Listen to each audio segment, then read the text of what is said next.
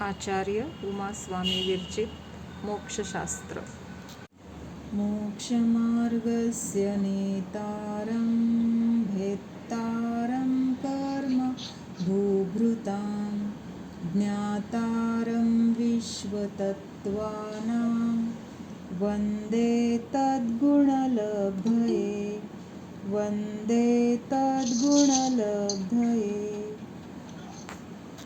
हे मंगलाचरण करत असताना त्याच्यामध्ये जे शब्द आहेत त्याच्या अर्थासहित अर्थाला समजून किंवा त्याचा भाव लक्षात घेऊन आपण मंगलाचरण करतो का?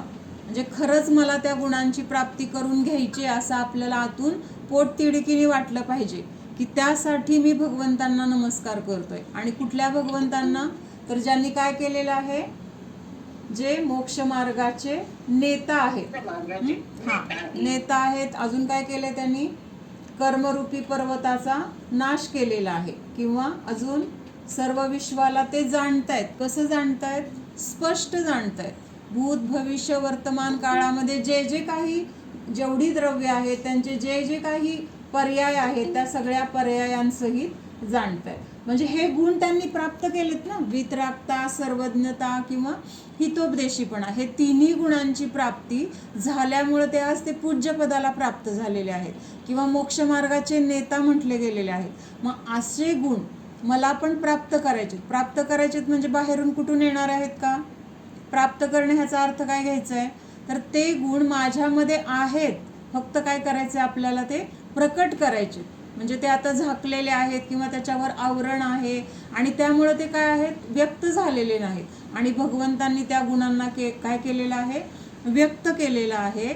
म्हणून त्यांच्यासारखे गुण मला पण व्यक्त करायचे. कसे व्यक्त करणार आपण? तर भगवंतांनी ज्या पद्धतीने काय केलेलं आहे, कर्मांचा नाश करण्यासाठी जे जे काही केलेलं आहे, तर त्या गोष्टींचं अवलंबन आपल्याला पण घ्यायचंय. म्हणून आपण भगवंतांना नमस्कार करतोय किंवा त्यांना आपण काय म्हणतोय? आदर्श मानतोय. कशासाठी? त्यांच्यासारखे गुणांची प्राप्ती मला पण व्हावी म्हणून. मोक्ष कशाला म्हटलेला आहे? एक तर आता आपल्याला ते मिळवताना सहजासहजी मिळत नाही. मिळालं तरी ते टिकत नाही.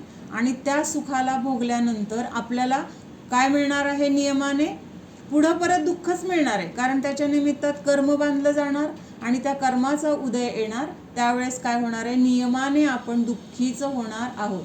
मग अशा सुखाला मिळवायचंय का आपल्याला, की जे आपल्याला पुढे जाऊन पण त्रास देणार आहे किंवा मिळवताना पण तिथं आपल्याला खूप कष्ट केले तरी मिळेल ह्याची गॅरंटी नाही, मिळाल्या तरी टिकल ह्याची गॅरंटी नाही. तर असलं सुख आपल्याला नको आहे. मग आपल्याला कसं सुख पाहिजे? अविनाशी, जे कधीही नष्ट होणार नाही किंवा ज्याचं हे काय होणार नाही, ज्याच्या निमित्तात आपल्याला परत कर्म बांधले जाणार नाहीत, असं अविनाशी सुख. म्हणून त्या सुखाला विलक्षण असं म्हटलेलं आहे. मग पुढं असं मोक्ष सुख मिळवण्यासाठी जो मार्ग आहे, तर त्या मार्गाला काय म्हटलेलं आहे? मोक्ष मार्ग असं म्हटलेलं आहे. मग हा मोक्ष मार्ग कशाला म्हटलेला आहे? मोक्ष मार्ग ह्यात सम्यक दर्शन, सम्यक ज्ञान, सम्यक चारित्र्य तिन्हींची एकता हा शब्द महत्वाचा आहे. म्हणजे ती एकता म्हटल्यामुळे ह्याच्यातून काय लक्षात येतं की एक असेल किंवा 2-1-2 असतील किंवा 2-3 असतील तरी पण चालणार नाही. तिन्हींची एकता असेल तरच तिथं आपल्याला मोक्षाचा मार्ग मिळणार आहे. आता ह्या मोक्ष मार्गाचं कथन किती प्रकाराने केलेलं आहे? 2 प्रकाराने. कुठले? निश्चय मोक्ष मार्ग, व्यवहार मोक्ष. निश्चय मोक्ष मार्ग कशाला म्हटलंय आणि व्यवहार मोक्ष मार्ग कशाला म्हटलंय? आता हा जो मोक्ष मार्ग आहे किंवा हे सम्यक दर्शन जे आहे, तर ते सम्यक दर्शन किती प्रकारचं सांगितलेलं आहे? म्हणजे आता आपण हे तत्वार्थ सुरू केल्यानंतर जे प्रकार बघितले ते सांगा. कुठले आहेत आणि किती आहेत? उपदेश दिला, गुरूंचा उपदेश ऐकला आणि त्या उपदेशावरून काय झालं? त्या जीवाचे परिणाम विशुद्ध झाले आणि त्यांनी स्वतःच्या आत्मस्वरूपाला जाणलं आणि तेव्हा जे सम्यक दर्शन उत्पन्न झालं, तर त्या सम्यक दर्शनाला काय म्हटलेलं आहे? अधिगमज म्हणजे कुणाच्या तरी निमित्तात, उपदेशाच्या निमित्तात उत्पन्न झालंय. उत्पन्न तर झालंय जीवामध्येच, पण ते सम्यक दर्शन उत्पन्न होण्यासाठी बाहेरून कारण काय मिळालंय, तर उपदेश मिळालाय, गुरूंचा मिळालाय, किंवा तिथं काहीतरी आपल्याला असं ऐकायला मिळालंय आणि आपल्या परिणामांची विशुद्धी झाली. त्याच्यानंतर हे झालं अधिगमज सम्यक दर्शन. आणि निसर्ग कशाला म्हटलेलं आहे, तर आपण ह्या जन्मी आत्ता उपदेश नाही ऐकला किंवा आत्ता आपल्याला उपदेशाची गरज पण पडली नाही, पण आपल्याला मागच्या जन्मी ऐकलेले संस्कार उदयाला आले आणि त्या मागच्या जन्मीच्या संस्काराच्या निमित्तात ॲटोमॅटिक आत्ता आपल्याला सम्यक दर्शन झालं. मग त्याला म्हटलेलं आहे निसर्गज. निसर्गज म्हणजे काय आहे, उपजत झालेला आहे. तिथं बाहेरून कुठल्या निमित्ताची किंवा कारणांची तिथं गरज पडली नाही. तर असं हे निसर्गज आणि अधिगमज हे 2 प्रकारचे सम्यक दर्शन इथं बघितलेलं आहे. त्याच्यानंतर आता आपण काल दुसरं सूत्र बघितलं. कुठलं सूत्र बघितलं, तत्वार्थ श्रद्धानम सम्यक दर्शनम. मग आता हे सम्यक दर्शन काय आहे की जे आपल्याला प्रकट करायचे. कुठल्याही प्रकाराने प्रकट झालं तिथं काही अडचण नाही, ते प्रकट होणं गरजेचं आहे. आणि ते प्रकट होण्यासाठी आपल्याला सम्यक दर्शन म्हणजे काय आहे किंवा त्याचं लक्षण काय आहे हे आपल्याला विस्ताराने बघण्यासाठी काय सूत्र सांगितलंय, तत्वार्थ श्रद्धानम सम्यक दर्शन. म्हणजे तत्वाबद्दलचं श्रद्धान असणं हेच काय म्हटलेलं आहे, सम्यक दर्शन म्हटलेलं आहे. मग त्याच्यामध्ये आपण तत्व, अर्थ आणि श्रद्धान हे 3 शब्द बघितले होते. मग अर्थ शब्द त्याचा काय अर्थ घ्यायचा इथं, किंवा त्या अर्थ शब्दाचे एकूण किती अर्थ सांगितले होते काल कस्तुरी. आपल्या सगळ्यांचं प्रयोजन काय आहे,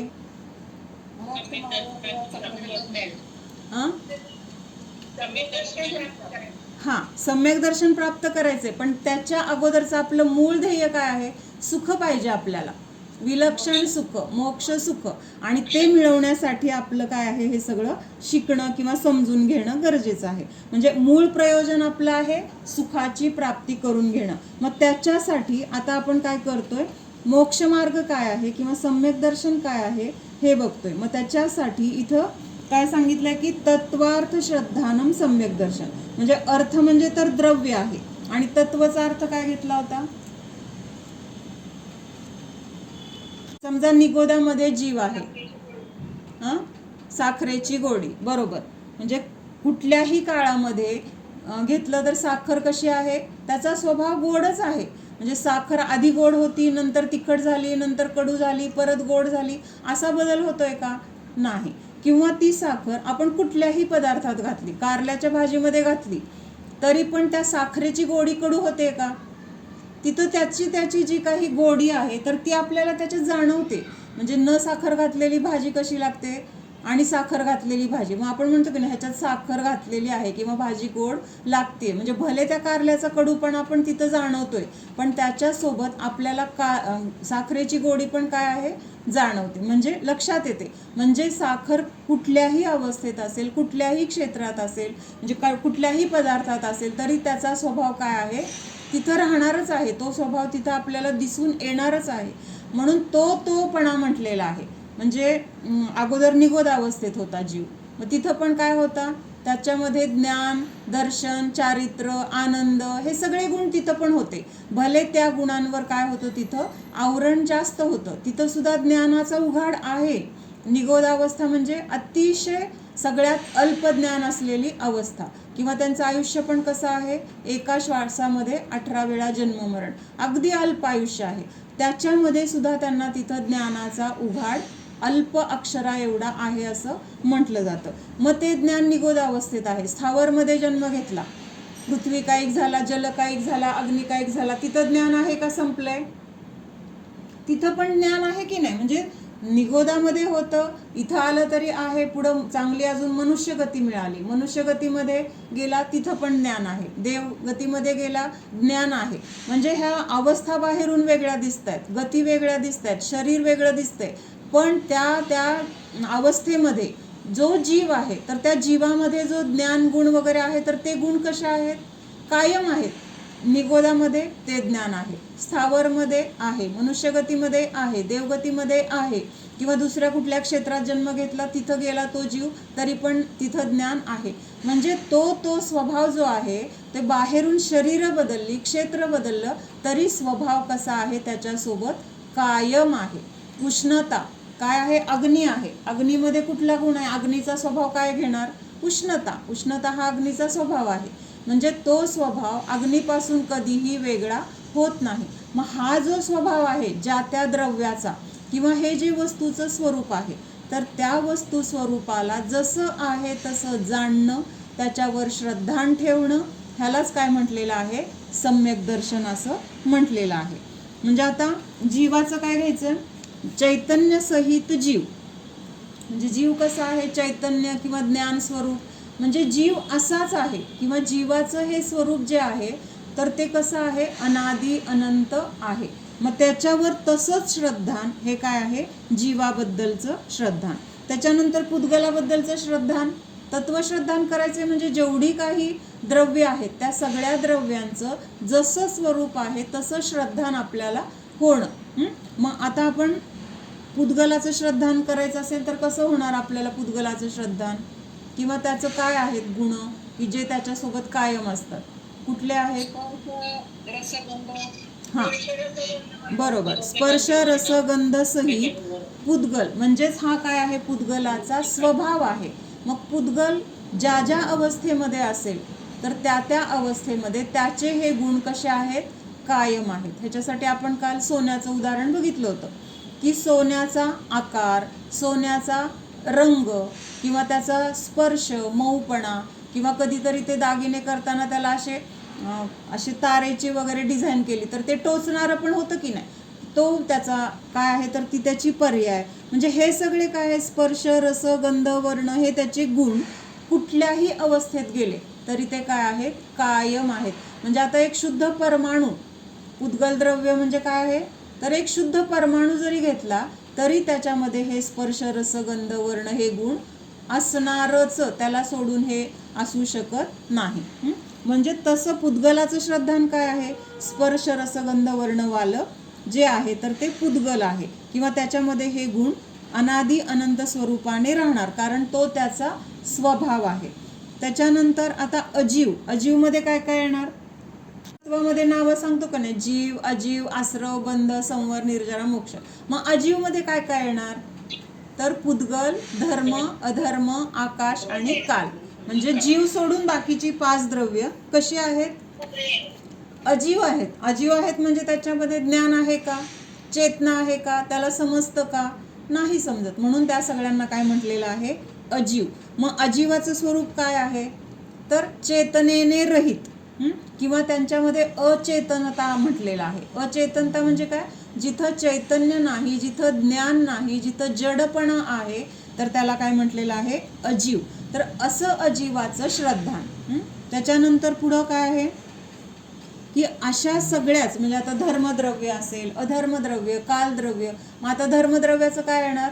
जे गतीसाठी, गती म्हणजे पुद्गल आणि जीवद्रव्यांना गमन करण्यामध्ये जे काय आहे? सहाय्यक आहे. सहाय्यक म्हणजे निमित्त आहे. मग त्याचं ते काय आहे? स्वरूप झालं किंवा तो त्याचा स्वभाव झाला. मग ह्या स्वभावाला सोडून धर्मद्रव्य असत नाही. किंवा अधर्मद्रव्याचं काय येणार? की जे जीव आणि पुद्गलांना जे गमन करतायत अशा जीव आणि पुद्गलांना स्थिर राहण्यामध्ये जे काय आहे?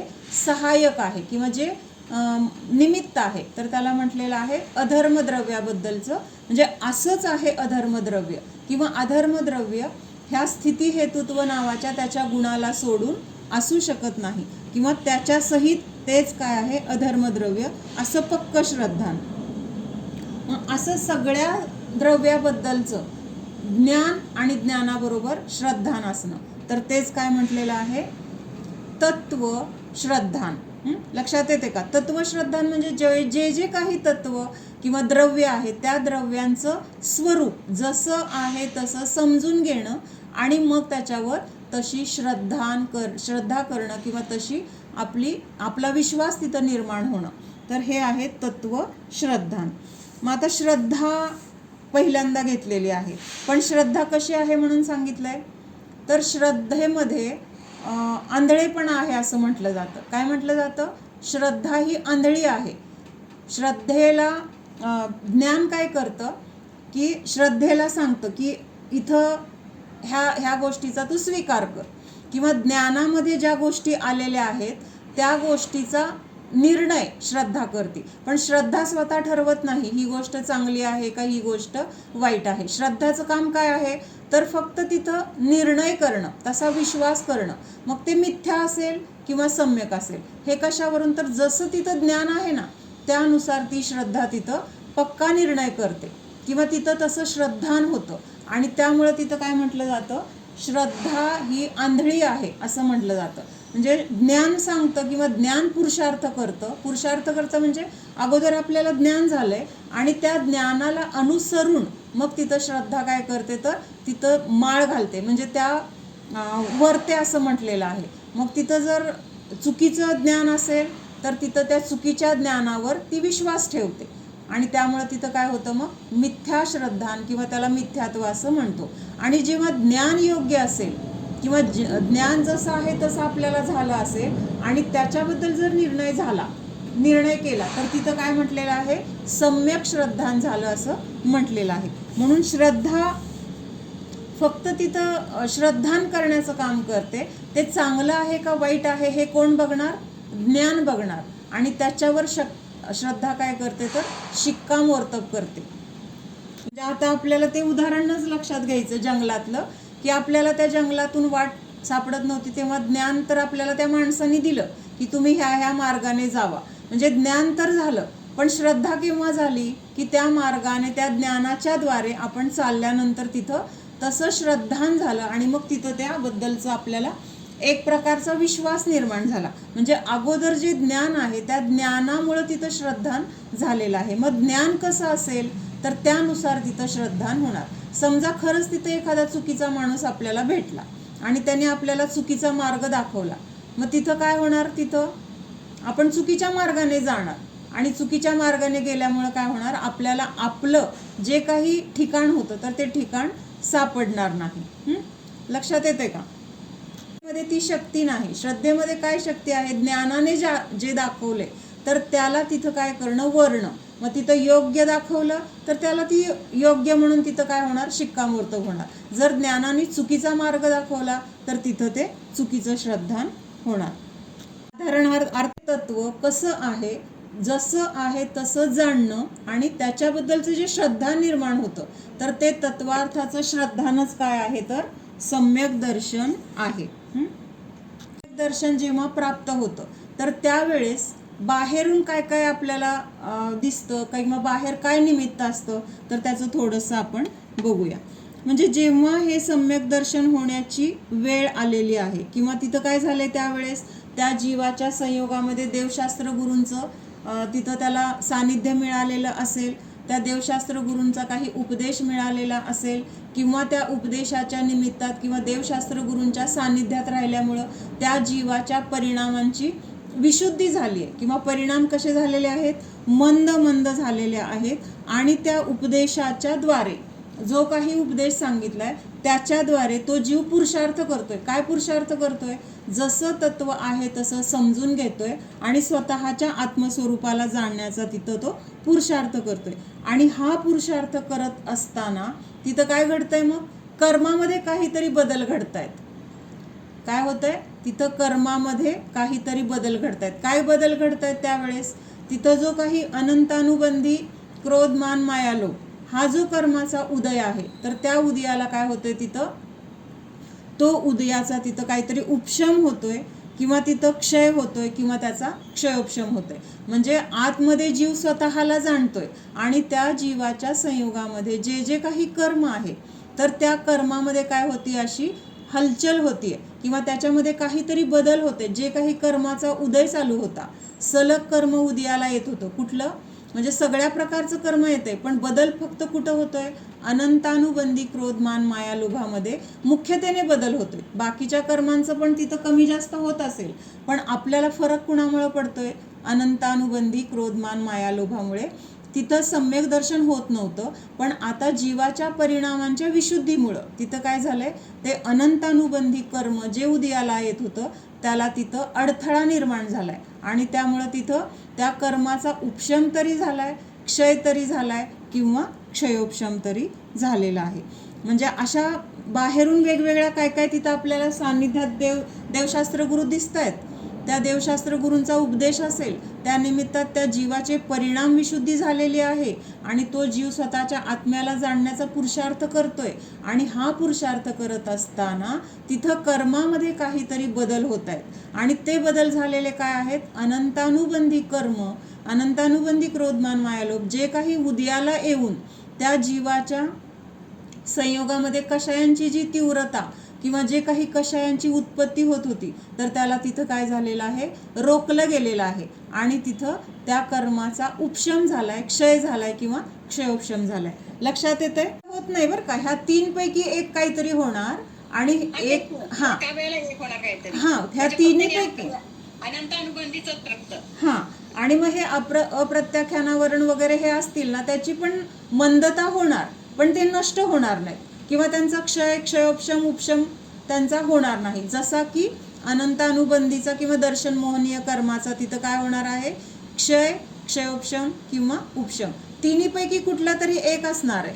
कुठला तरी एकाचं तिथं कर्मामध्ये काय होणार आहे? बदल होणार आहे.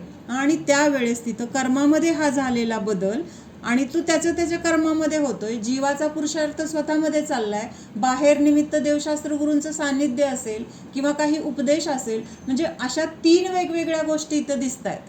काय दिसलं? पहिल्यांदा तिथं तो जीव देवशास्त्र गुरूंच्या सान्निध्यात आहे किंवा तिथं उपदेश ऐकतोय आणि त्याद्वारे त्याच्या परिणामांची विशुद्धी झाली आणि त्या विशुद्धीच्या द्वारे तिथं तो काय करतोय? स्वतःच्या आत्मस्वरूपाला जाणण्याचा पुरुषार्थ करतोय.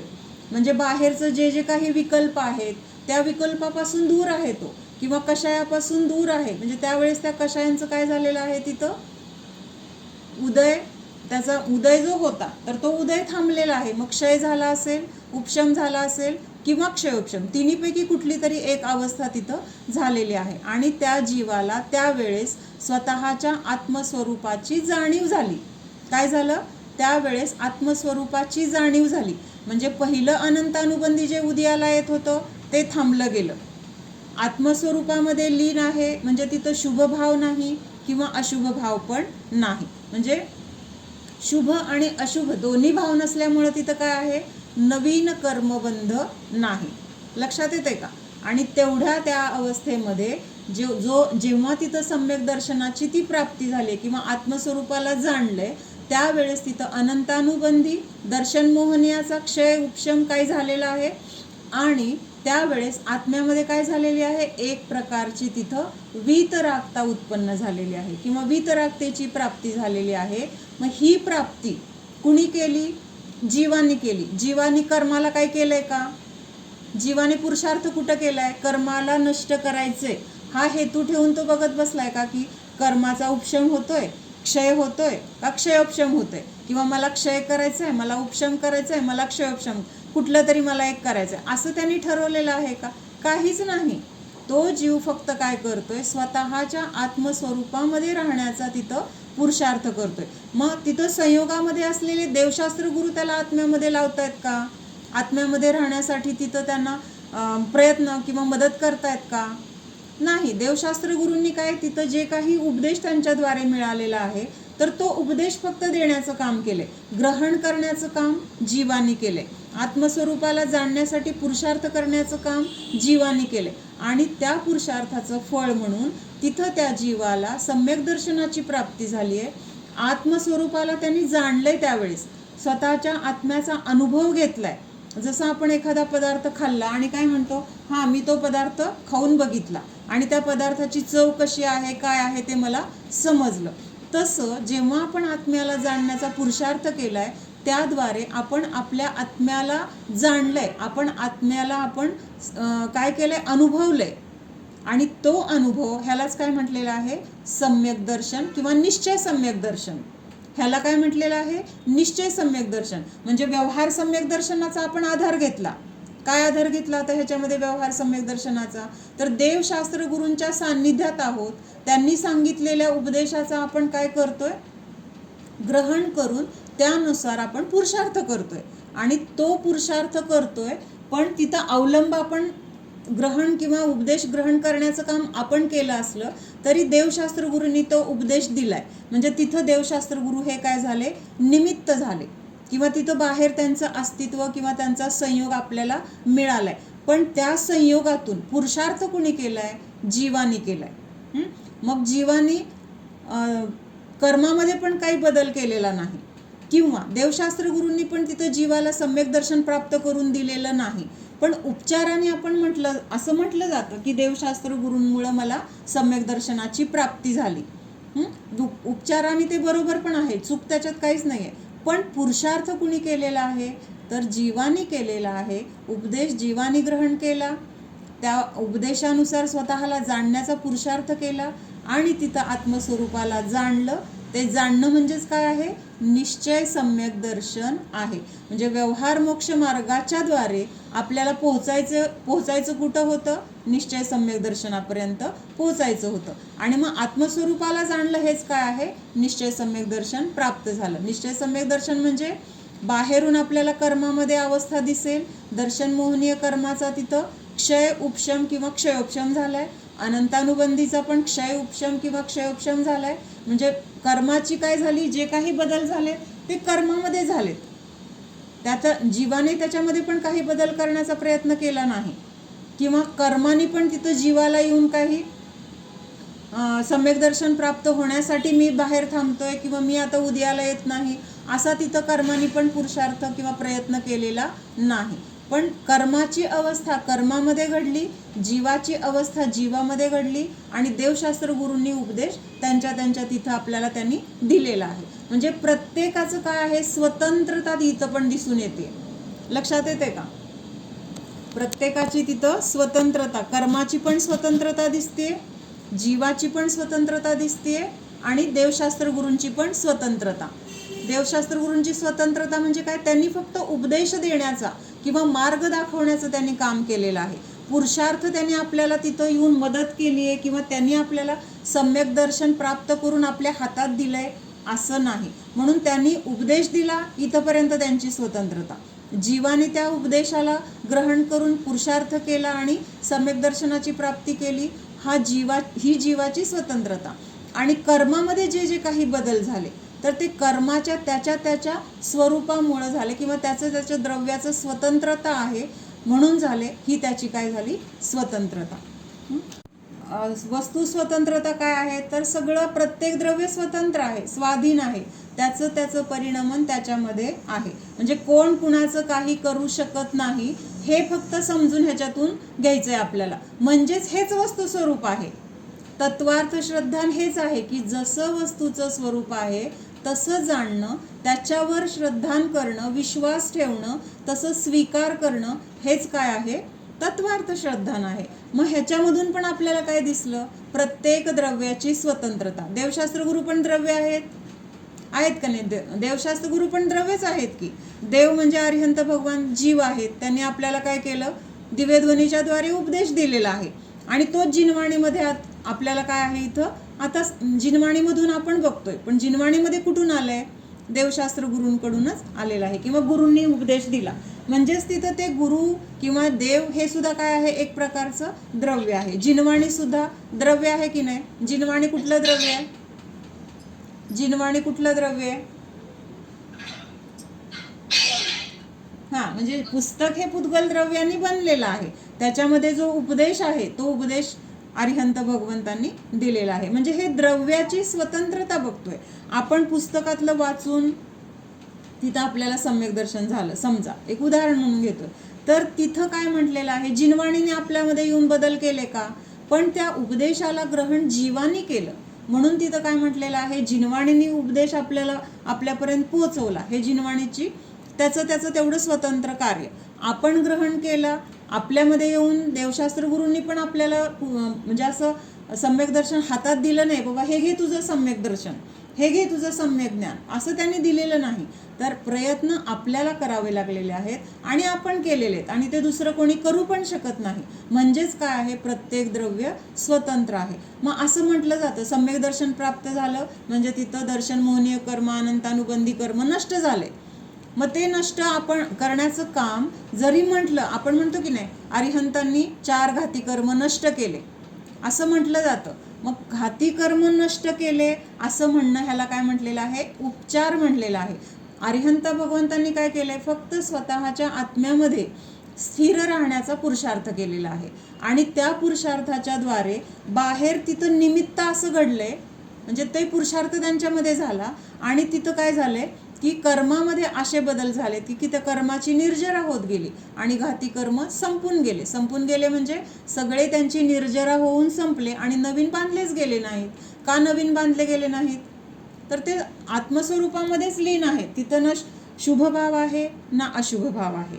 अरिहंत भगवंत काय शुभ भाव करतायत का? कुठल्या देवाची भक्ती करतायत का? सिद्ध भगवंतांची भक्ती करतायत किंवा अजून कुठलं पाप करतायत? काहीच नाही. ना शुभ ना अशुभ, एक शुद्ध शुद्ध शुद्ध त्यांची परिणती चालू आहे आणि त्या शुद्ध परिणतीच्या द्वारे मग काय झालंय?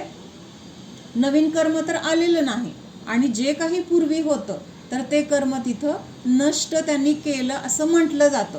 पण कर्म पण एक स्वतंत्र द्रव्य आहे आणि त्याची योग्यता काय होती की तेवढ्याच काळ त्या जीवाच्या संयोगामध्ये राहण्याची, असं त्याची तेवढी योग्यता त्याच्या स्वभावानुसार होती. आता तिथून निर्जरा झाली म्हणजे त्यांच्या संयोगातून जायची त्याची पण वेळ आली होती. म्हणजे असं हे सगळं काय आहे? निमित्त आणि नैमित्तिक संबंध म्हटला जातो. पण उपचाराने आपण असं बोलताना व्यवहारात म्हणणार की अरिहंत भगवंतांनी घाती कर्माचा नाश केलेला आहे म्हणून ते आपल्याला वंदनीय आहेत.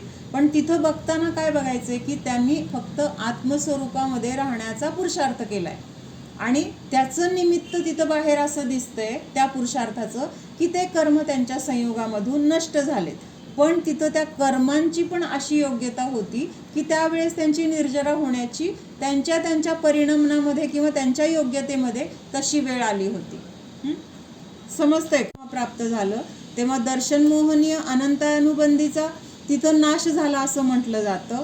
त्यावेळेस त्या कर्माची तशी अवस्था झालेली आहे त्याच्या योग्यतेनुसार, जीवाच्या पुरुषार्थानुसार किंवा जीवाच्या योग्यतेनुसार जीवाने सम्यक दर्शनाची प्राप्ती केलेली आहे आणि बाहेर आपल्याला त्याच्यासाठी निमित्त देवशास्त्र गुरूंचा संयोग, त्यांचा उपदेश, असं सगळं निमित्त किंवा तिथं सगळा संयोग मिळालेला आहे. दर्शन आपल्याला प्राप्त झालेलं आहे. इथंपर्यंतचा विषय थोडा की हे जे सम्यक दर्शन आहे तर ह्याला पण 2 प्रकारांनी म्हटलं जातं.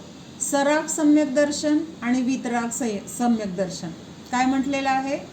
सराग सम्यक दर्शन आणि वितराग सम्यक दर्शन. मग आता सराग सम्यक दर्शन कशाला म्हणायचे? म्हणजे सम्यक दर्शन तर आहे, त्या जीवाला आता स्वतःच्या आत्मस्वरूपाची प्राप्ती झालेली आहे, आत्मस्वरूपाचं श्रद्धान झालेलं आहे, आत्म्याची अनुभूती त्यांनी घेतलेली आहे. पण सतत तो आत्म्यामध्ये राहू शकतो का? तेवढी शक्ती आता आपली नाही. म्हणजे स्वतःच्या आत्मस्वरूपामध्ये तर आपण राहण्याची शक्ती नाही आहे. शुभभावामध्ये सुद्धा आपण खूप वेळ राहू शकत नाही आहे. शुभभावामध्ये जरी राहायचं म्हटलं तरी आपण पूर्ण शुभभावामध्ये राहू शकतो का? पूजा करतोय आपण, पूजा करत असताना किंवा जाप देत असताना तिथं म्हणण्याकडे लक्ष किती असतं आणि डोक्यामध्ये विचार किती असतात? कुठं लक्ष असतं? म्हणजे आपली माळ तर फिरली जाते किंवा तोंडाने आपण पूजा तर म्हणतोय, चढवताना दिसतोय, पण मनामध्ये आपले विचार काहीतरी दुसरे कधी येतात ते आपल्याला कळत नाही. म्हणजे शुभ भावामध्ये सुद्धा आपण राहू शकत नाही आणि शुद्धामध्ये तर राहण्याचं म्हणजे आत्ताच्या काळामध्ये तर खूप तसं अल्प काळ सांगितलंय, म्हणजे अवघड म्हटलं तरी चालेल किंवा तेवढी आपली शक्ती नाही आहे. म्हणून जेव्हा सम्यक दर्शन तर प्राप्त झालंय पण पूर्ण वेळ आपण शुद्धामध्ये राहू शकत नाही किंवा आत्म्याची सतत अनुभूती घेण्याची तेवढी शक्ती नाही, त्यावेळेस हा जीव काय करतो तर तिथं शुभ भावांमध्ये राहतो. शुभ भावांमध्ये म्हणजे षटक्रिया करण्यामध्ये राहील किंवा स्वाध्याय करायचा आहे किंवा काहीतरी चिंतन करायचं आहे, जे काही वाचले ते लिहून काढायचे, अशा कुठल्या तरी शुभ क्रियांचा तो काय करेल तिथं अवलंबन घेईल. आणि मग हे अवलंबन कसं आहे? शुभ म्हटलेलं आहे, बरोबर आहे. तिथं शुभ भावामध्ये आहे म्हणजेच काय आहे? तिथं कर्म आहे किंवा त्या देवशास्त्र गुरूंच्या सान्निध्यामध्ये राहण्याचा आपली ओढ आहे, आपली रुची आहे. कमीत कमी अशुभामध्ये जाऊ नये म्हणून तरी आपण शुभाचा आश्रय घेऊया, असं तिथं आपलं काय आहेत, भाव आहेत. कारण जर आपण शुभाचा आश्रय घेतला नाही तर आपण काय करणार, काय होणार आपल्याकडून, नियमाने अशुभ भाव होणार, संसारिक क्रिया किंवा संसारातल्या गोष्टींचं चिंतन, मग त्याच्यामुळं पापबंध, म्हणजे तिथं काय आहे तर पूर्णच तिथं आपल्याला दुःखाची प्राप्ती होईल. मग कमीत कमी त्या दुःखातून वाचण्यासाठी जोपर्यंत शुद्धात पोहोचत नाही तोपर्यंत आपण शुभाचं अवलंबन घेणार किंवा शुभ क्रियांमध्ये राहण्याचा आपण तिथं प्रयत्न करणार. मग ह्याद्वारे आपण जे जे करणार तर ते तिथं असताना शुभ किंवा देवशास्त्र गुरूंचा बद्दल आपल्याला काय आहे तर आदर आहे, त्यांच्याबद्दल विनय आहे किंवा त्यांच्याबद्दल आपल्याला राग आहे असं म्हटलं जातं. राग म्हणजे काय, इथं क्रोध नाही घ्यायचं, तर त्यांच्याबद्दलचा विनय म्हणा किंवा आदर म्हणा ह्या अपेक्षेने किंवा आपल्याला ते गरजेचं आहे, हवं असं वाटणं, असं जे त्यांच्याबद्दलचं किंवा त्यांच्या सानिध्यामध्ये राहण्याची आपल्याला सारखी इच्छा होणं, हे काय आहे, शुभ राग म्हटला जातो. म्हणून ह्या शुभ रागाला काय म्हटलेलं आहे किंवा ह्या शुभ रागासहित ज्या क्रिया केल्या जातात त्याला काय म्हटलेलं आहे, सराग चारित्र. रागाने सहित, सराग म्हणजे काय, स म्हणजे असणे किंवा सहित, आणि ह्या राग भावाने किंवा शुभ भावाने सहित असं त्याला काय म्हटलेलं आहे, सराग चारित्र. चारित्र म्हणजे आचरण किंवा सम्यक दर्शन किंवा सराग आता आपण सम्यक दर्शनाचं बघतोय. मग सराग सम्यक दर्शन म्हणजे मग देवशास्त्र गुरूंच्या बाबतीतलं जे श्रद्धान आहे किंवा सात तत्वांबद्दलचं श्रद्धान आहे, तर त्या सानिध्यात राहण्यासाठी तिथं सतत आपले भाव असणं, तर हे काय झालं, सराग सम्यक दर्शन. आणि वितराग सम्यक दर्शन कशाला म्हटले, मग ज्या वेळेस आपण स्वतःच्या आत्म्यामध्ये राहतोय, आत्मस्वरूपाचा अनुभव घेतोय, तर त्यावेळेस म्हटलंय वितराग चारित्र. कारण वितराग चारित्र म्हणजे तिथं आता तेवढ्या काळापुरतं, जेवढ्या काळात आपण आपल्या आत्म्याला जाणतोय, तर त्या काळामध्ये तिथं कुठलाही राग नाही, द्वेष नाही, शुभ राग पण नाहीये तिथं. एक आपल्या आत्म्याचे सम्यक दर्शन प्राप्त झाल्यानंतर खूप काळ आपण म्हणजे आत्म्याच्या स्वरूपामध्ये सतत राहू शकत नाही, तेवढी आपली स्थिरता होत नाही, तेवढा आपली शक्ती नाही. मग त्यावेळेस आपण काय करतो, शुभाचं अवलंबन घेतो. तर त्या शुभाच्या अवलंबनाला तिथं म्हटलेलं आहे सम्यक दर्शन. कसलं, सराग सम्यक दर्शन. मग त्यावेळेस आपल्याला तिथं देवशास्त्र गुरूंबद्दल श्रद्धान आहे, सात तत्वांचं जे श्रद्धान आहे, तर त्याच्याबद्दल तिथं काय चिंतन असणं किंवा त्याचं अवलंबन, हे सराग सम्यक दर्शन म्हटलेलं आहे. मग आता हे सराग सम्यक दर्शन म्हणजे बाहेरचं सम्यक, बाहेरून दिसतंय ना आपल्याला, क्रियेतून दिसतंय किंवा आपल्या बोलण्यातून दिसतंय, आपल्या आचरणातून दिसतंय.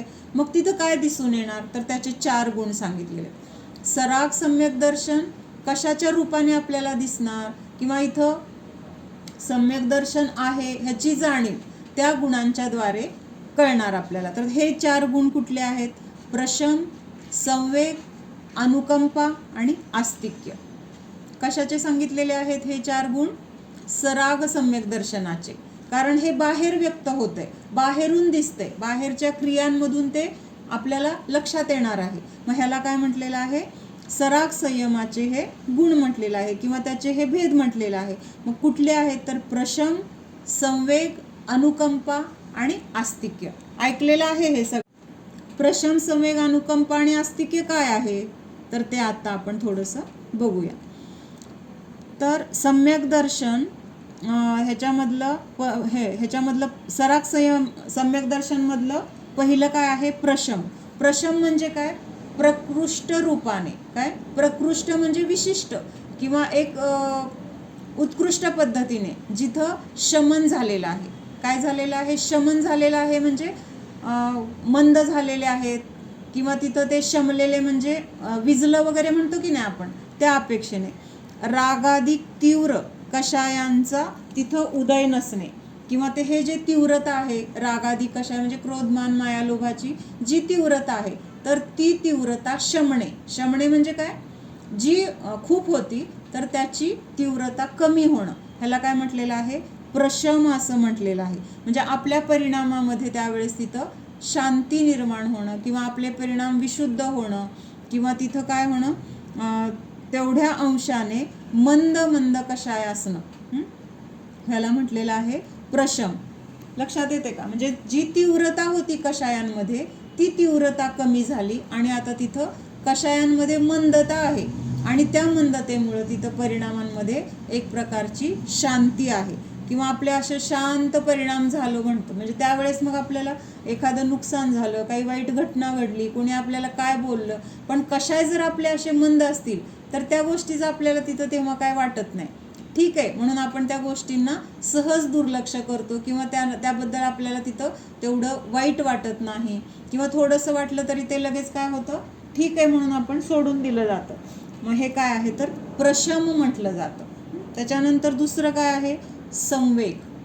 संवेग म्हणजे काय तर ह्या संसाराबद्दल एक प्रकारची भीती वाटणं. कसली भीती की ह्या संसारामध्ये किती दुःख आहे किंवा ह्या चार गतींमध्ये आजपर्यंत आपण इतका काळ फिरलो, इतका काळ फिरून आपल्याला किती कुठल्या कुठल्या गतीमध्ये काय काय दुःख भोगावं लागले आणि अजून जर आपण ह्याच्यामधून बाहेर पडण्याचा प्रयत्न केला नाही तर पुढं पण मला किती दुःख भोगावं लागेल, अजून कुठल्या कुठल्या गतीमध्ये जाऊन काय काय मला भाव धारण करावे लागतील, त्या त्या भावामध्ये जाऊन मला किती कष्ट सहन करावे लागतील, नको ते कष्ट, नको ते दुःख, असं त्या संसाराबद्दल एक प्रकारचं भय निर्माण होणं.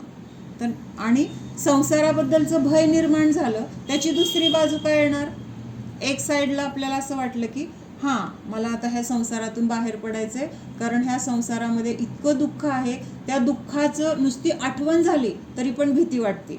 नरकाचं वर्णन जेव्हा आपण ऐकतो तेव्हा ते ऐकल्यानंतर भीती वाटते की नाही, बापरे असलं दुःख नको आपल्याला. म्हणजे आतापर्यंत आपण भोगलेलं जरी आत्ता आपल्याला आठवत नाहीये तरी पण तिथलं वर्णन ऐकल्यानंतर आपण तिथं पूर्वी जाऊन हे दुःख भोगले, आता नको आपल्याला परत भोगायला, पुढं तरी नको, असं तिथं आपल्याला काय होतं भाव होतात. आणि मग ह्या ज्या गोष्टीमुळे मला हे दुःख होतंय तर त्या गोष्टींपासून दूर जाण्यासाठी तिथं मग आपले तसे परिणाम होतात आणि तसा प्रयत्न होतो. मग असं संसारापासून भय निर्माण होतं, ही एक साईड झाली. मग दुसरी साईड काय असणार ह्याची, धर्माच्या प्रती अनुराग होणार. कळतंय का? म्हणजे संसारापासून आपण भयभीत झालो मग आपण तिथं लगेच ज्या गोष्टीमुळं भीती वाटते ती गोष्ट सोडायची किंवा ज्याच्यामुळं दुःख होते त्याच्यापासून दूर जाण्यासाठी मग ज्याच्यापासून सुख होणार आहे त्या मार्गाचा आपण तिथं काय करणार, अवलंबन घेणार किंवा त्या मार्गाचा आपण आधार घेणार. देवशास्त्र गुरूंचा आधार घेणार, त्यांच्या उपदेशाचा आधार घेणार, त्यांनी सांगितलंय तसं आचरण करण्याचा प्रयत्न करणार. म्हणजेच काय झालं इथं धर्माच्या प्रती अनुराग निर्माण झाला. म्हणजे संसाराच्या प्रती भीती का तर असलं दुःख मला नको. म्हणजे ह्याला काय म्हटलेलं आहे संवेग. सम्यक रीतीने तिथून बाहेर पडण्याचं तिथं काय होतं आपल्याकडून असे तीव्र परिणाम होतात की नको मला आता हा संसार, नको मला हे दुःख, नको हे सगळं चतुर्गतीचं भ्रमण, असं तिथं काय वाटणं तर संसाराबद्दलची भीती वाटणं. तर हे काय आहे संवेग असं म्हटलेलं आहे. म्हणजे संसाराबद्दलची भीती वाटणं, त्याच्या दुसरी साईड बघितलं तर धर्माच्या प्रती अनुराग होणं. म्हणजे जेव्हा आपण एक गोष्ट सोडली म्हणलं की तिथं काहीतरी ग्रहण झालेलं असतं. म्हणजे आता समजा आता पाप करत होतो किंवा आपल्याकडनं हिंसा होत होती, रात्री जेवत होतो, रात्री जेवणाच्या निमित्तात जे काही हिंसा होत होती त्याच्यापासून आपला बचाव करण्यासाठी आपण नियम घेतला की रात्री भोजन त्याग. मग आता भोजन त्याग तिथं केला, मग भोजनाचा तर त्याग झाला, रात्री भोजन त्याग झाला, पण तिथं ग्रहण काय झालं, मग अहिंसा ग्रहण झाली की नाही. म्हणजे आता आपल्याकडून ते पाप होणार नाही, ती हिंसा टळली, तेवढं तिथं काय झालं आपल्याकडून पाप टळलं, तसं तिथं पुण्य वाढलं की नाही. म्हणजे एक काहीतरी सोडलं तरी दुसरं तिथं काहीतरी ग्रहण होतंय. लक्षात येतंय का? म्हणजे तसं संसारापासून आपण भयभीत झालो तरी तिथं धर्माच्या प्रती काय झालेलं आहे मग अनुराग. आजपर्यंत तो अनुराग कुठं होता, अनुराग म्हणजे विशेष प्रेम, विशेष त्याच्याबद्दलची रुची, त्याला अनुराग म्हटले. अनुराग म्हणजे प्रेम ह्या अपेक्षेने बरं का, किंवा आवड किंवा आपल्याला त्याबद्दलचं मगाशी बघितलं ना आदर किंवा विनय, असं ह्या अपेक्षेने. मग अगोदर हे सगळं आपल्याला अनुराग जो होता तो कुठं होता, संसाराच्या प्रती, पाच इंद्रियांच्या भोगाच्या प्रती किंवा ह्या सगळ्या विषयांच्या प्रती, परिग्रहाच्या प्रती, तिथं आपलं सगळं काय होतं, मोह ममत्व किंवा अनुराग सगळं तिथं त्याच्या प्रती होतं. पण जेव्हा कळलं की हे माझ्या दुःखाची कारणं आहेत तेव्हा आपण त्याच्यापासून भयभीत झालो. मग तिथं जे आपला अनुराग होता तो आता कुठं येणार, धर्माच्या प्रती निर्माण झाला किंवा त्याचं आता तिथं रूपांतर धर्मामध्ये झालं. म्हणून सांगितलं की एका साईडनी संसाराच्या प्रती भयभीतपणा आहे, तर दुसऱ्या साईडने तिथं धर्माच्या प्रती अनुराग तिथं निर्माण होतो. तर हेच काय आहे, संवेग आहे.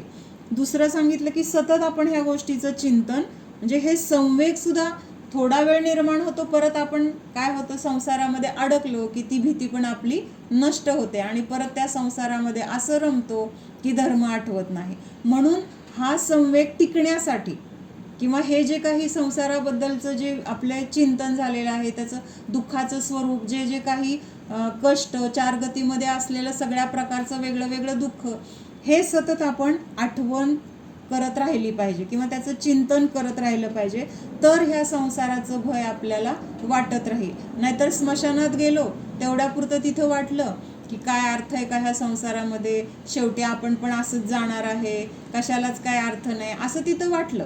कुठं, त्या स्मशानात आहेत तेवढा वेळ. पुन्हा घरी आलं की काय झालं, तिथलं सगळं विसरलं आणि ह्या संसारामध्ये जे पूर्वीप्रमाणे करत होतो त्याच्यामध्ये रमून गेलो. मग असलं वैराग्य नको आहे. म्हणून तिथं संवेग उत्पन्न झालाय किंवा तो संवेग टिकण्यासाठी किंवा तो आणखीन दृढ होण्यासाठी तिथं सतत ही भीती वाटली पाहिजे किंवा त्या भीती निर्माण होण्यासाठी, टिकण्यासाठी सतत हे चार गतीमधल्या दुःखाचं स्वरूप किंवा माझं सुख कशात आहे ह्या गोष्टींचं चिंतन केलं पाहिजे. किती कर्म मला बांधलं जाते, माझ्याकडून किती संक्लेश परिणाम होत आहेत किंवा ह्या पाच इंद्रियांच्या भोगाच्या प्रती, विषयांच्या प्रती मला किती आसक्ती आहे, ह्याचं सतत आपण काय केला पाहिजे, विचार केला पाहिजे. म्हणजे आपण किती पाण्यात आहोत, आपण किती खोल आहोत हे आपल्याला त्याशिवाय कळत नाही. कारण आपल्याला बाहेरचं सगळं दिसतंय पण आपलं स्वतःच आपल्याला दिसत नाही. त्यामुळे हे सतत चिंतन करणं गरजेचं आहे.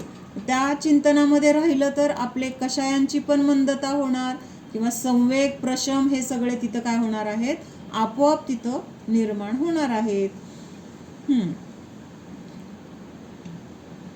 संक्लेश परिणाम खूप केले तर तीव्र पाप बंद होईल. पाच इंद्रियांच्या विषयांना यथेच्छ भोगले तर नरक निगोदादीमध्ये मी जाईन. आजपर्यंत असे अनंत वेळा दुःख भोगलेले आहे, परत मला असेच दुःख भोगावे लागेल. मग आता मला ह्या दुःखापासून मुक्त व्हायचे, असं चिंतन असलं पाहिजे असं सांगितलंय. त्याच्यानंतर तिसरा पॉइंट आहे अनुकंपा.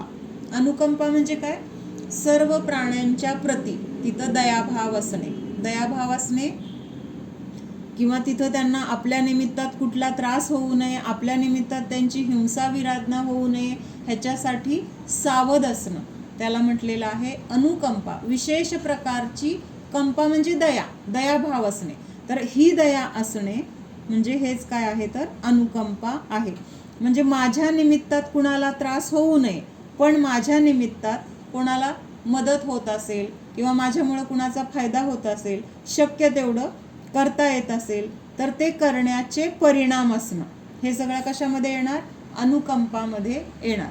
मग असे परिणाम तीर्थंकर प्रकृतीचा बंध जो जीव बांधतो तर त्या जीवाने असेच परिणाम केलेले असतात. काय परिणाम केलेले असतात, मला तर ह्या संसारातल्या दुःखातून सुटण्याचा मार्ग मिळालेला आहे आणि ह्या माझ्या आजूबाजूला जे जीव आहेत त्यांना अजून हा मार्ग मिळालेला नाही आणि किती दुःखी आहेत ते जीव, त्यांना कधी ह्या दुःखातून बाहेर पडता येईल, कसं बाहेर पडता येईल, असं त्यांच्याबद्दल त्यांच्या मनामध्ये, म्हणजे त्या जीवांच्या बद्दल ह्या तीर्थंकर प्रकृती जे जीव बांधतात तर त्यांच्या मनामध्ये काय निर्माण होते, त्या जीवांच्या प्रती करुणाभाव येतो की ह्यांचं दुःख बघवत नाहीये मला, हे ह्या दुःखातून कसं बाहेर पडतील आणि कसं त्यांना खऱ्या सुखाची प्राप्ती होईल, असं त्यांचे भाव झालेले असतात. आणि त्या भावांचं फळ म्हणून मग त्यांना तिथं षोडश कारण भावनांचं चिंतन होतं आणि तिथं तीर्थंकर नाम प्रकृती बांधली जाते. मग आता तिथं दयाभाव त्यांना झालेला आहे ना, त्या जीवांचं कल्याण व्हावं, त्यांचं दुःख नष्ट व्हावं, त्या ह्या संसारातून ते बाहेर पडावेत, असं त्यांना तीव्रतेने वाटलेलं असतं. आणि म्हणून मग त्यांच्या दिव्यध्वनी त्यांची खिरते आणि दिव्यध्वनीतून त्या जीवांना ह्या संसारातून बाहेर पडण्याचा मार्ग मिळतो. म्हणजे चिंतन त्यांनी तेव्हा केलेलं आहे, त्यांना तसे भाव झालेले आहेत, तर त्याचं फळ म्हणून तिथं दिव्यध्वनी खिरली जाते. म्हणून काय आहे तर सर्व जीवांचे कल्याण कसे होईल, ते खऱ्या सुखाच्या मार्गावर कसे येतील, असे तिथं भाव त्यांना झालेले असतात. मग आता व्यवहारामध्ये आपल्याला असं वाटतं ना, गरिबांना पाहिलं, एखाद्या भिकाऱ्याला पाहिलं किंवा ह्या प्राण्यांना पाहिलं, त्यांचं दुःख पाहून आपल्याला दया येते. मग ही दया खरी दया नाही असं म्हणलेलं आहे. काय म्हणलेलं आहे? ही दया खरी दया नाही असं म्हणलेलं आहे. कारण तिथं काय आहे तर बाहेरून तेवढं बघून त्यांचं काहीतरी थोडंफार तिथं जे काही तिथं गरज असेल ते केली जाते मदत. म्हणजे भुकेला असेल तिथं अन्न दिलं जातं, एखादा भिकारी आहे कपडे दिले जातील किंवा औषध पाणी उपचार केले जातील. मग ह्या उपचारांच्या द्वारे त्यांना मोक्षमार्ग मिळणार आहे का? त्यांना खऱ्या सुखाचा मार्ग समजणार आहे का? म्हणून नुसतं अशी बाहेरून दया करणं किंवा दया दाखवणं किंवा दया उत्पन्न होणं तर हे खरी दया नाही. तर त्या जीवांचं कल्याण होण्यासाठी खरा उपाय काय आहे तर त्यांना मोक्षमार्ग दाखवणं किंवा त्या मोक्ष मार्गामध्ये ते कसे येतील ह्याच्यासाठी प्रयत्न करणं. तर ही खरी काय आहे त्यांच्याबद्दल दया आहे असं म्हटलेलं आहे. मग एक गोष्ट आपण मध्ये बघितली होती. एक राणी होती आणि त्या राणीला काय झालं होतं? विस्मरण झालं होतं. म्हणजे तिची सगळी स्मृती भ्रष्ट झाली होती. तिला काहीच आठवत नसतं. खरं तर राणी चांगल्या राजघराण्यातली किंवा चांगल्या राजमहालात राहणारी, सगळं वैभव तिच्याकडे, तरी सुद्धा ती अशी स्मृतीभ्रष्ट झाल्यामुळं काय करत अशी फिरत असते रस्त्याने. तिला स्वतःचं घर आठवत नाही, मुलं बाळं नवरा काहीच आठवत नाही आहे. अशी भरकटलेली आहे आणि सगळीकडे भूक लागली की मला अन्न द्या, मला कुठंतरी राहायला जागा द्या, मला कपडे द्या, अशी सगळीकडे भीक मागत आहे. मग आता काही लोकांना कळालं की अरे ही तर राजाची राणी आहे. मग त्यांनी काय केलं, तिला काही लोकांनी अन्न दिलं, काही लोकांनी कपडे दिले, कोण तर म्हटलं बरं असू दे इथं राहा, असं केलं. मग हा उपाय करणं योग्य आहे का दुसरा कुठला उपाय करणं अजून योग्य आहे? मग असं केलं तर दया केली म्हणणार की अन्न दिलं, तिला निवारा दिला, कपडे दिले किंवा तिला काय औषध पाणी उपचार असतील तर ते दिले, ते मदत केली. म्हणजे अशी बाहेरून जी शक्य आहे ती मदत तर केलेली आहे तिथं. पण ही मदत खरी आहे का किंवा ह्याला खरी दया म्हणायचं का असा प्रश्न आहे. म्हणजे तिथं सांगितलं ना आत्ता त्याने की बाहेरच्या जीवांना किंवा त्यांना गरिबांना पाहून आपल्याला दया येते, तर ती खरी दया नाही आहे.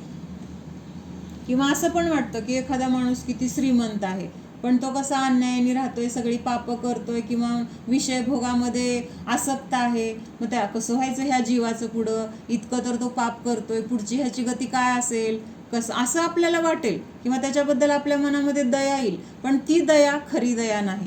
जोपर्यंत तिथं योग्य आपण तिथं मार्गदर्शन करत नाही किंवा सांगत नाही तर ते सांगणं खरं धर्म आहे असं म्हणायचं. मग त्या राणीला नुसतं खायला प्यायला दिलं, राहायला जागा दिली, तर ही काय झाली, बाहेरची दया झाली. मग कोणीतरी एक जण तिथं असा असतो की तो काय म्हणतो, हे सगळं देण्यापेक्षा आपण काय करूया की हिला हिच्या घरी नेऊन पोचवूया. काय करायचं, तिच्या राजवाड्यात नेऊन तिला त्या राजाच्या हवाली केलं. मग हे काय झालं, त्यांनी तिला तिचं जे काही वैभव होतं ते मिळवून दिलं. ह्या बाहेरच्या लोकांनी दिलेलं अन्न पाणी किती दिवस पुरणार आहे तिला? तेवढ्यापुरती वेळ, पुन्हा उद्या तिला हात पसरावेच लागणार आहेत. मग तिच्या घरी नेऊन ठेवल्यानंतर तिथं राजाला सांगितलं, बाबा ही अशी इथं आम्हाला सापडली, बाबा असं हिला मागत होती, करत होती. मग राजाला पण कळलं तिला त्रास होतोय, त्यांनी तिची काळजी घेतली. तो पुढचा भाग झाला. पण आता तिला हात पसरायची गरज आहे का अन्नासाठी, निवाऱ्यासाठी, वस्त्रासाठी किंवा काय तिला ज्या काही गरजा आहेत त्यासाठी? आता तिच्या हक्काच्या घरात ती पोहोचली. मग तसं ह्या जीवांबद्दल नुसती दया करुणा जर दाखवली तर ती काही उपयोगाची नाही. तर देवशास्त्र गुरु काय करतायत, ते खरी दया करतायत आपल्यावर. तुम्हाला ह्या संसारामध्ये असं दुःख आहे ते ह्या कारणामुळं आहे. मग ही कारणं जर तुम्ही नष्ट केली किंवा तुमचं जे स्वतःचं घर आहे त्या घरामध्ये जाण्याचा जर तुम्ही प्रयत्न केला तर तुम्हाला बाहेर कुठं हात पसरायची गरज नाही. मग ती दया काय आहे तर खऱ्या अर्थाने दया म्हटलेलं आहे. हे कशामध्ये येत आहे सगळं? अनुकंपा म्हणजे दयाभाव सर्व जीवांबद्दल, सर्व प्राणी मात्रांबद्दल. आणि चौथा आहे आस्तिक्य म्हणजे काय, ह्या जगामध्ये जे पदार्थ आहेत किंवा देवशास्त्र गुरु त्यांनी सांगितलेला धर्म ह्याच्याबद्दलचं काय आहे आपल्या मनामध्ये हे आहे काय, त्याबद्दल आपल्याला त्यांची अस्ति आहे किंवा देवशास्त्र गुरु आहेत त्यांनी सांगितलेला उपदेश खरा आहे हे स्वीकारणं किंवा त्यांच्या अस्तित्वाबद्दल आपल्याला मनामध्ये शंका नसणं, तर हेच काय आहे, आस्तिक आहे. जीवादिक पदार्थ सत आहेत, अनादि अनंत आहेत, ते कधीही नष्ट होत नाहीत, तर अशी भावना, तर ह्यालाच काय म्हटलेलं आहे, आस्तिक्य असं म्हटलेलं आहे. बाकीचं उद्या बघू. काय म्हणतो, वादळ शमलं म्हणजे काय झालं, ते वादळ जे उठलं होतं ते आता थांबलं. मग तसं प्रकृष्ट रीतीने शमन झालेलं आहे. प्रकृष्ट म्हणजे काय, उत्कृष्ट रीतीने, चांगल्या रीतीने जे आता शमलेलं आहे, थांबलेलं आहे, तर त्याला म्हटलं प्रकृष्ट रीतीने रागादिक परिणामांचं तिथं काय झालेलं आहे, शमन झालेलं आहे. परिणामांमध्ये एक प्रकारची शांती किंवा मंद कशा निर्माण झालेले आहेत. इथे एक वाक्य आहे, वाचून दाखवते. धर्म के शरण में जो आता है उस जीव का कभी भी अकल्याण नहीं होता. काय वाक्य आहे, धर्म के शरण में जो आता है उस जीव का कभी भी अकल्याण नहीं होता. अकल्याण म्हणजे त्याचं दुःख मिळत नाही कधीही, किंवा त्याचं काही वाईट होत नाही, तर नियमाने त्याचं कल्याण होतं. कल्याण होतं म्हणजे त्याला सुख मिळतं असं सांगितलंय. म्हणजे हा विश्वास आपल्याला धर्माच्या प्रती असणं, तर हेच काय आहे, आस्तिक्य म्हटलेलं आहे. आस्तिक्य म्हणजे काय, धर्माच्या बद्दल की ह्याच्या धर्माच्या सान्निध्यात आलोय तर मला नियमाने सुख मिळणार, नियमाने माझं दुःख नष्ट होणार, धर्माच्या सान्निध्यात आलोय आणि मला दुःख मिळालंय असं कधीही होणार नाही, हा विश्वास असणं, तर हे काय आहे, आस्तिक्य आहे. तर असे हे 4 गुण आपण बघितले. कशाचे आहेत हे 4 गुण, सराग, सम्यक दर्शन, त्याच्यात काय सांगितलंय, प्रशम, संवेग, अनुकंपा आणि आस्तिक्य. प्राणी मात्र किंवा हे इतर असं जीव वगैरे किंवा सद्दान म्हणून आपण जे देतो ना, मंदिरमध्ये दान टाकलं किंवा आहार दान वगैरे, तर ते असं अनुकंपामध्ये नाही येणार.